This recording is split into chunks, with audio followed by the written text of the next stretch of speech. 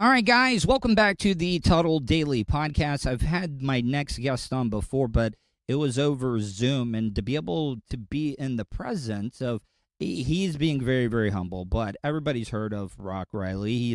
If you go to any of the Bucks training camps, I'm sure you're going to run into him. One Rock Riley's on with me right now. Now, I've noticed this. I used to cover the Orlando Magic games, and all the sports people, they would go there and they would just absolutely kill the food. Like they would always go there. Do the Bucks serve you guys, the media? No. Oh my God, Tuddle! It's known as one of the best in the country. I'm not kidding you. There is a carving station. There are sandwiches if you'd like that. There are desserts, Tuddle. There is unlimited. You can go back as many times as you want. Now, when I was younger covering them, I would make 2 to 3 different plates, like it's Thanksgiving, Tuddle. But now as I've gotten older, I try to keep it to 1, maybe 1.5. But no, it's incredible. It's Sundays. It's the NFL. They're making so much money. And so it's not bad. If you get a chance, man, try to get credentialed one day. I just realized something. When I meet people the first time, I was like, who does he remind me of? From that angle, you look a lot like Chris Fowler. Has anybody ever told you that before? I would go. I would go with that. I would go with that. I mean, you know what I mean. He's been. I've met him and Herb Street. Was doing a national championship when. Now I know you're a Gator, but I was working at Bay News 9. We were covering FSU, the Jameis Winston national championship at the Rose Bowl, and they won. And then the semifinal game against Mariota and Oregon just boom, up and down. But I interviewed those guys because they were doing it. Both down to earth. Could not be nicer guys. Could not. Who's the guy that pits I forget, Corso. He's in Orlando. Oh, I know he is, and he's still going strong. He's great. Everybody likes him. Yeah. We had spoken about Drew Garabo. Drew Garabo used to wait tables. He said one of the best things, he used to serve Lou Holtz all the time when he would come in there. Lou Holtz, you had that lisp, he was another Orlando guy. Yeah, Lou Holtz, you know it. I thought it was the teeth, his dentures. You ever heard people whistle through their dentures? Yeah. So, real quick, I want to talk big rivalry weekend. Out of all the rivalries this weekend, is it your favorite weekend of college football? It really is. Now, is this going to play? We won't be dated, so for no, I'm going to try to put this up today. So cool. No, it's great. It's great rivalry weekend, and I love rivalry weekend. I just, I love covering the NFL because it's king. Yes, and with ratings and all that, and especially with the Super Bowl champs and Brady. Yes. But when it comes to college football, it's the atmosphere. It's when you go to these games and just the student body and the band and everything, the pageantry. And bowl games are great, but rivalry weekend, sometimes you can throw the record books out the window, man. And when it's rivalry weekend, a lot of these kids have played against each other. They've been recruited. They know each other. So, no, I love it, Tuddle. All right. So, I think this might be the first time in a while that Florida, neither team is ranked. This could be like, I don't know, man. It's all about the bragging rights. You could have a bad season, but you better not lose. Like, Florida has Georgia and Florida State. Those are the two that they always want to beat. Yeah, no doubt about it. I mean, Florida State, when Florida State stinks. The Gators stink. Miami has stunk. I mean, it's crazy. You think it's going to come back. Usually it would. But with the Gator situation and Mullen and out, sometimes behind the scenes when it's going bad, that can actually bring up the players. You know what I'm talking about? Have you ever seen a case where a coach loses the locker room and the players? Yeah, I have seen it. You can tell by the Gators.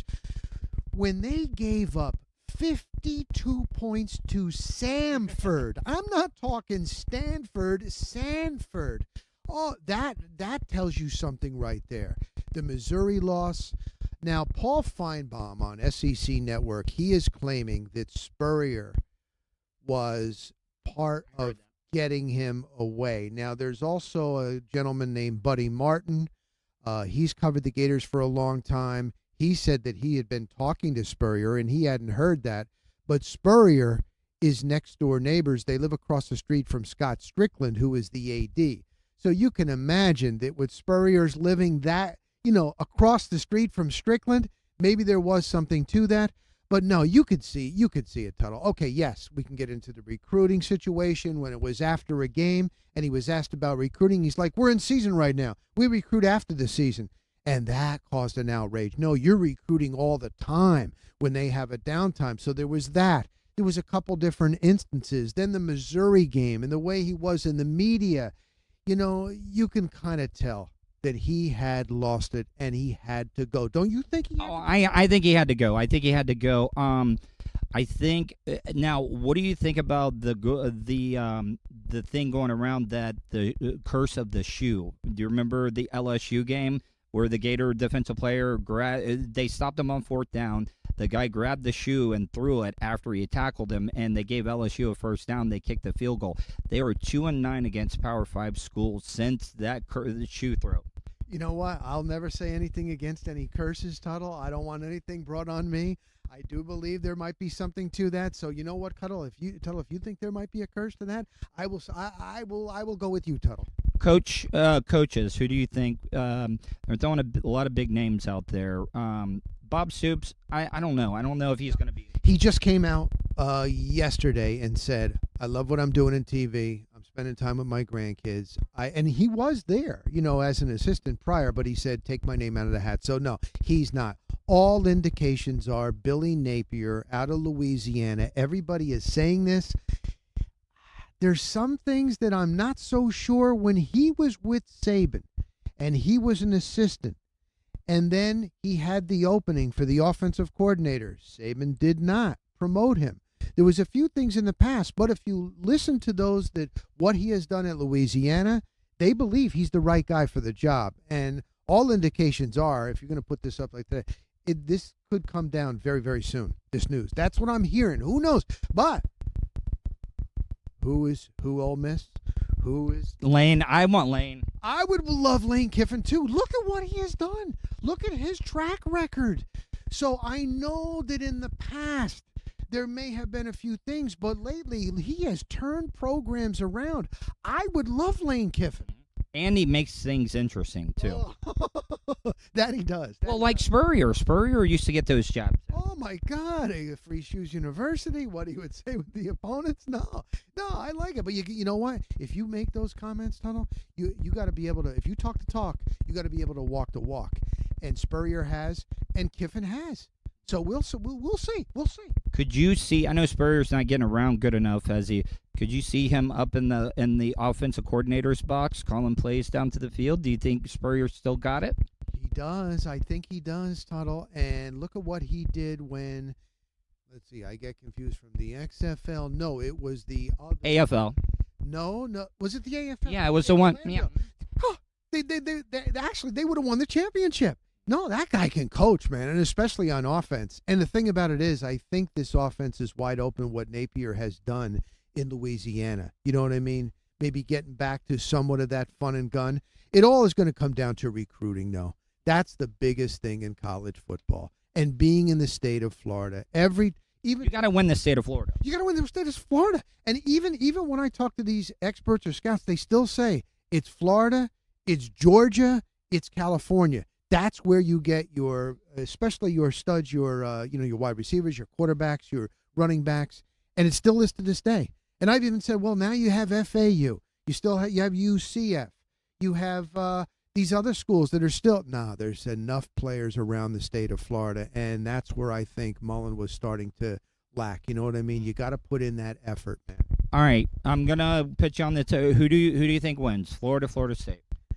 I think that I think Florida State is going to win this one only because I know, Tuddle, and what do I know? Again, we're predictions. The QB situation is the one that concerns me with the Gators. Anthony's starting though. Yes, he is, and I do like him. Did you see that he scrubbed all UF references from his social media? That's not a good sign. You got to be into it. If he's already thinking that he's going to be in the transfer portal, also, was that because of Mullen? Does it depend if someone else, whoever comes in, maybe he will stay? That's the only thing that would concern me because I do like him. All right. All right. One last question, and then I want to promote all your content. Where do you see the playoffs going? Everybody wants to see. Everybody says Georgia's unstoppable, but I think if you give Nick Saban a second shot at it, do you still get 2 SEC teams then? I think that you do. It depends on how this SEC championship game is going to go. I think this is Georgia's year. I do. I know this. I know, again, this is going to hurt you, Tuddle. I know. They've got everything. They're playing lights out. Their coach, the other day, what he had to say, I think it's Georgia's year. I'm sorry, Tuddle. Oh, man. One of my favorite Twitter accounts, they post every day. It's like 8,673 days since Georgia's won a national championship. I always go that. All right, tell everybody how they can find your content and stuff. All right, it's The Rock Stops Here. It's my podcast where I interview A-listers. I call them rock listers, whether they've been in entertainment, in sports, coaches, athletes, radio, TV people. How did they make it to the top? And what about once they got to the top? And what are they doing after? So it's the Rock Stops Here podcast. You can find it wherever you get your podcast. Also, for you Buccaneer fans, I do a Bucs Kickoff podcast 24 hours before every Bucs kick game, and that's on wherever you get your podcast. Exclusively, though, if on web, joebucksfan.com. So Bucs Kickoff and the Rock Stops Here, Tuddle. Thank you, Rock. I really appreciate this, and it was a pleasure meeting you today. You the man, Tuddle. You the man. All right, be back in a few minutes.